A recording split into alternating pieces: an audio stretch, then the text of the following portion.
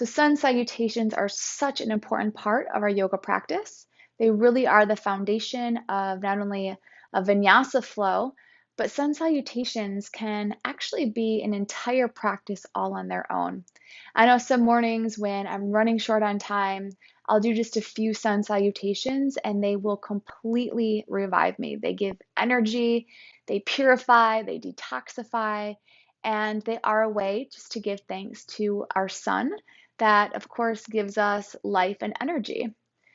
So I know for myself, I practiced yoga for over 10 years and I never had an instructor break down these postures. So for over 10 years, I practiced the sun salutations incorrectly. And by the time I got to my first teacher training, my body was a mess, completely misaligned, and I had to unlearn and relearn how to do all of these poses correctly. So it is my hope that through this video, I can show you the correct alignment and the correct ways to practice these poses so that you can further your own yoga journey at home. So we'll start standing at the top of our mats, and I usually like to give myself about a foot or so distance from the very top edge of the mat. And we're going to bring the big toes together with the heels slightly apart. So maybe an inch, maybe inch and a half. Okay. If this is not accessible for you, feel free to bring the feet about hips distance. So meaning at the hip bones. Okay. Not the shoulders. But this sun salutation practice is based on the Ashtanga yoga method. So in Ashtanga, the legs are together, okay? We don't want to bring the heels together though, because if you notice, if you try to bring your toes and your heels together, what happens is you externally start to rotate the thighs. This puts pressure on the knees, and it really just doesn't set us up for a very stable base. Okay, so if it's possible, bringing the big toes together, the heels slightly apart. As we make our way up the legs, everything's going to be really engaged. Everything's going to be strong. But I caution you, make sure that you don't hyperextend your knees. So we don't want to completely lock out the knees. We want to make sure that we have a nice long line of energy from the top of the head all the way to the soles of the feet. So especially if you have a tendency to hyperextend the knees, I suggest that you bring just a tiny, tiny micro bend into the knees. So thighs are engaged, everything's nice and strong. When we get to the tailbone, I want you to think about really tucking that tailbone underneath. So most of us will have a normal sway in that low back, okay? And most of us also tend to lose a lot of our energy through our core. So in our daily lives, as we're walking, standing, our core is usually pretty disengaged. So I want you to think about really pulling that low belly in towards the spine and tucking that tailbone underneath. So you can even practice a couple times, making that sway, that arch in the back, and then exhale, rotating it under. Inhale, arch, exhale, under. Good. So all four sides of the body, the back body, the belly, the side bodies are all hugging in towards the spine. Good, so coming up to the shoulders, let's bring the shoulders back and down away from the ears. So as I usually say, yoga is all about creating space. It's about creating space in the body, space in your energy, space in your mind. And so especially with the shoulders, we tend to kind of walk around with our shoulders up to our ears. I want you to really think about relaxing the shoulders down away from the neck. Fingertips are reaching long, so the fingertips are a part of your yoga practice. Remember, and the chin is slightly tucked. So here you have this really strong foundation, this base where you feel steady, sturdy, strong, just like a mountain. And here we begin to breathe. So in yoga, we usually practice the Ujjayi breath. And this breath involves breathing in and out through the nose. And we also constrict the back of the throat. So this is an audible sounding breath. So it's almost like you're fogging up a mirror with your mouth closed. So if you kind of sound like Darth Vader, you're probably doing this correctly. So this is the breath that anchors us not only during our practice on the mat, but it's also a really beautiful way to anchor us off the mat. I know I've used this breath often just in daily life when I'm feeling stressed, when I'm feeling overwhelmed, when I'm feeling like I need to keep that own energy for myself. And it's also a way to ignite this inner fire, this digestive fire, this motivation, this discipline. So this breath is very, very powerful. Good. So we'll breathe in, we'll breathe out. And on the next inhale, we're going to bring the arms up overhead. So notice when you bring your arms up overhead, if the shoulders kind of want to creep up towards the ears with the arms. So that's what normally happens to most of us when we raise our arms. So when you think about inhaling up, but keeping the shoulders down away from the neck. So creating that space between the shoulder and the ear, even when the arms are raised. And this might take some practice, but that's okay. And again, fingertips are reaching, fingertips are always reaching. Okay.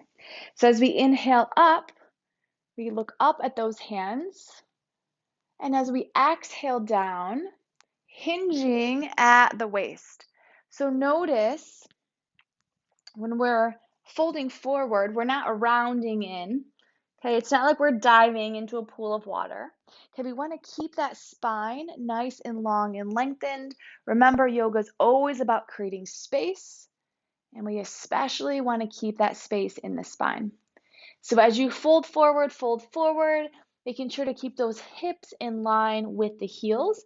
So sometimes we have a tendency to fall back onto the heels.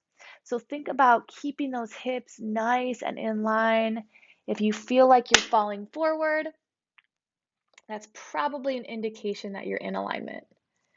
Good. So as you exhale, last thing to release is the head, the neck, and eventually that crown of the head points towards the mat. If you need to bend the knees, feel free to bend the knees.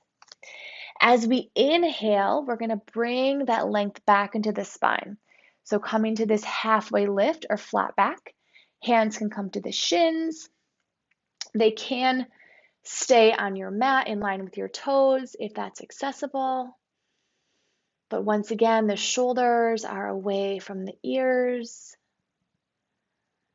Good. And as we exhale down, we plant the hands, step back to plank or modified plank. So know that you can always drop the knees if that's more accessible, but we're really pressing into the shoulders, okay?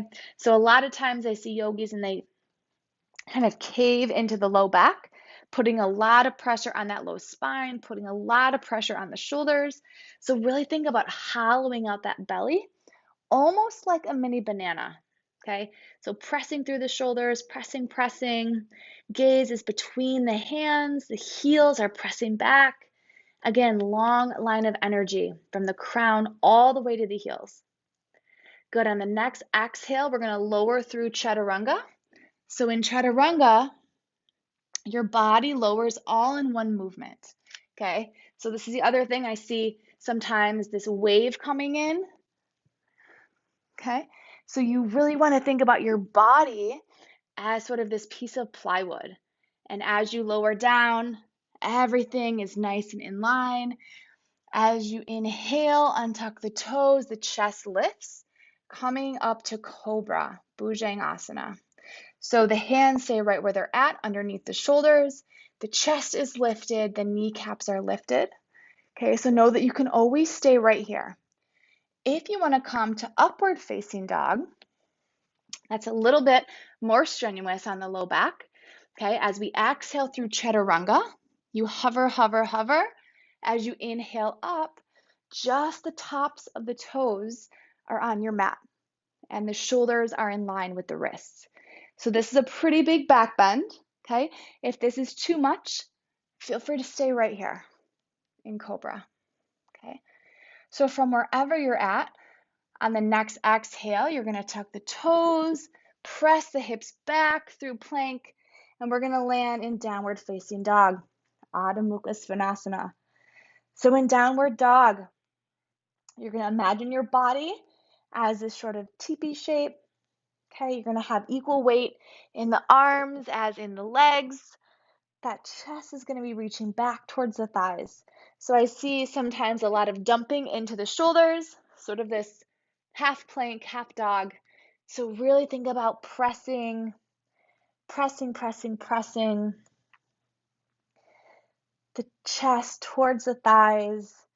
Again, shoulders roll back and down away from the neck. Heels pressing towards the mat. If they don't reach the mat, no worries. And then the gaze can be towards the navel or towards the knees, whatever is accessible. Pressing in through the fingertips. And as you inhale, we're going to look between the hands. Bottom of the exhale, stepping to the top of the mat. We'll land in that halfway lift, just like we did before. As we exhale, folding in Uttanasana, forward fold. And as you inhale, rising all the way up, arms come up overhead. And exhaling through, hands through heart center, landing back in equal standing. Namasté. Beautiful. So with sun salutations, everything is one breath, one movement. So in this next round, I'm going to speed it up just a little bit. Always know that you follow your rhythm of breath. If I call this out too quickly or too slowly, that's okay. Follow your breath. Okay.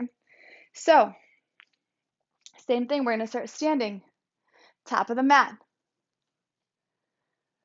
Beautiful. Toes together. Heels apart. Bringing in that ujjayi breath. As we inhale, arms come up overhead.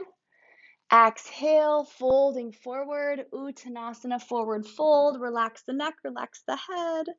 As you inhale, coming up to that flat back, halfway lift, Ardha Uttanasana. As you exhale, plant the hand, step it back to plank, and we'll exhale through Chaturanga. Inhale, upward facing dog or cobra, and exhale, downward facing dog. Beautiful. We take 5 rounds of breath here in dog. Breathing in and out through the nose, again constricting the back of the throat.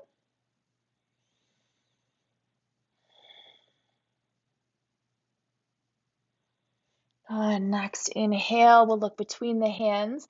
Bottom of the exhale, stepping, or you can hop to the top of the mat, landing in that halfway lift, flat back.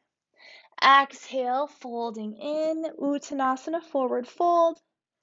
Inhale, rise and reach all the way up, Urdhva Hastasana, and exhaling through, landing in Namasté, equal standing. Beautiful work. So sun salutation takes a lot of practice. It takes a lot of strength. So just know that the more you practice, the stronger you're going to get, and the more you're going to feel open, the more space that you're going to feel, and the more clear in your mind that you will feel as well. So as I said earlier, sun salutation is its own practice in and of itself. So even just one round every day can drastically shift your mood and perhaps change the entire course of your day. So thank you so much for joining me. I will see you in the next video.